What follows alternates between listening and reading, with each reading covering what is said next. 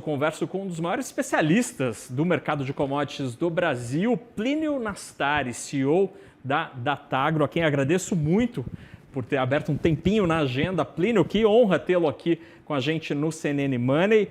Antes de tudo, antes de falar dos assuntos mais sérios, eu queria te ouvir. O senhor que entende tanto deste mercado de commodities, da indústria sucroalcooleira, que história é essa da Coca-Cola de trocar, ou pelo menos de confirmar o lançamento de um refrigerante feito com açúcar verdadeiro, nas palavras de Donald Trump?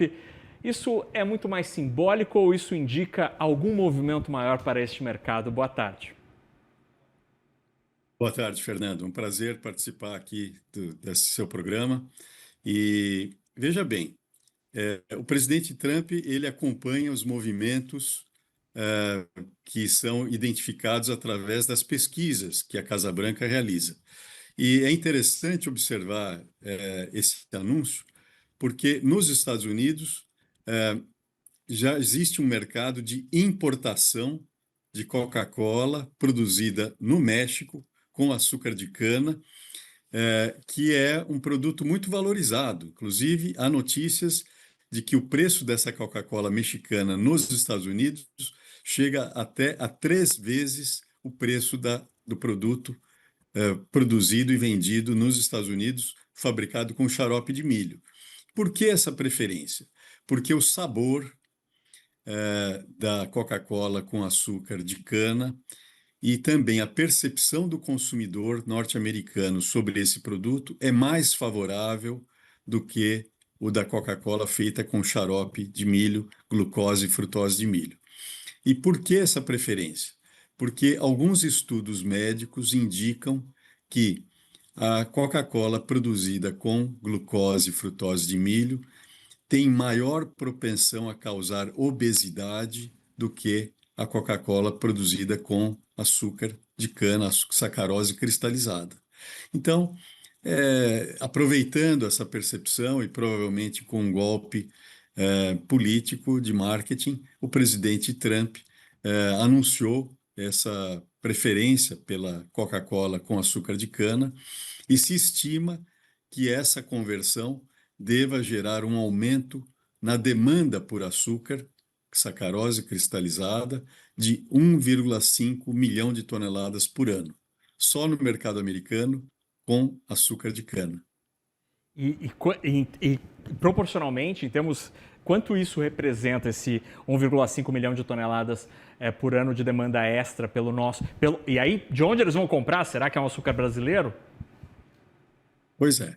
Então, só para a gente ter uma ideia do que isso significa, nós, na Datagro, estamos estimando para o ano comercial 25-26, que vai começar em 1º de outubro de 2025, um balanço mundial superavitário de 900 mil toneladas.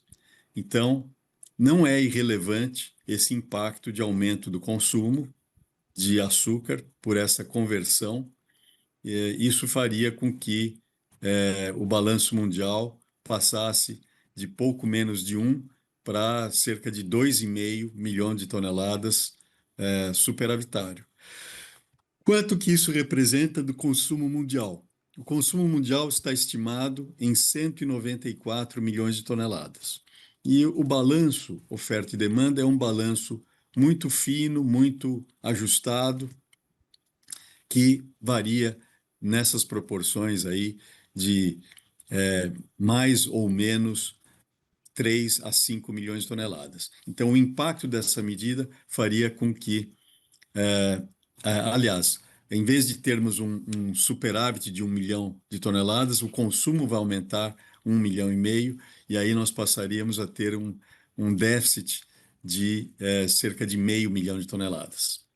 Então, então, Plínio, essa troca, eventualmente, gera um impacto absolutamente relevante no mercado, nas estimativas da Datagro que o senhor está nos trazendo Aqui, em termos de preço, os últimos dias foi possível observar uma elevação nos preços, pelo menos no preço praticado no mercado brasileiro. Eu queria ouvi-lo sobre isso. Será que uma decisão corporativa, que às vezes no noticiário a gente acaba tratando até com leveza, por ser uma coisa curiosa, né? Isso pode, de fato, inverter o sinal do mercado de açúcar e torná-lo negativo em termos de capacidade de produção, em termos de demanda?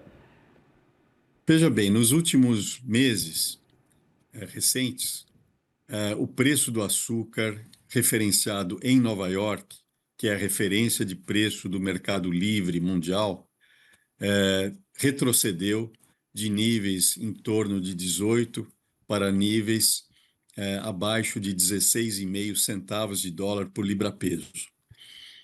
O Brasil tem a economia açucareira e alcooleira mais livre do mundo, e ele reflete, e os preços no Brasil refletem o mercado livre internacional. Nós estamos vendo nesse momento preços mais baixos no mercado livre internacional por circunstâncias de mercado. Nós estamos observando para esses próximos 3 trimestres ligeiros superávites no balanço oferta e demanda e no trade flow, que é exportação menos importação mundial. Não acredito que essa medida anunciada pelo presidente Trump vá mudar muito a realidade de preços aqui no mercado interno brasileiro, mercado que é bastante consolidado. O Brasil é o maior produtor e exportador mundial e não se antevê uma mudança de curto prazo muito relevante. Agora, é um movimento, acho muito curioso, que reflete um comportamento de consumidor que começa a mudar uma realidade em que boa parte dos açúcares que são utilizados como adoçante no mercado norte-americano começam a embicar na direção a favor do açúcar cristalizado, sacarose cristalizada, açúcar de cana, o que é uma boa novidade para todo o Brasil, sendo o maior produtor e consumidor. Então, eu acho que é uma notícia positiva dentro desse contexto todo de guerra tarifária e de discussões que ocorrem nesse momento.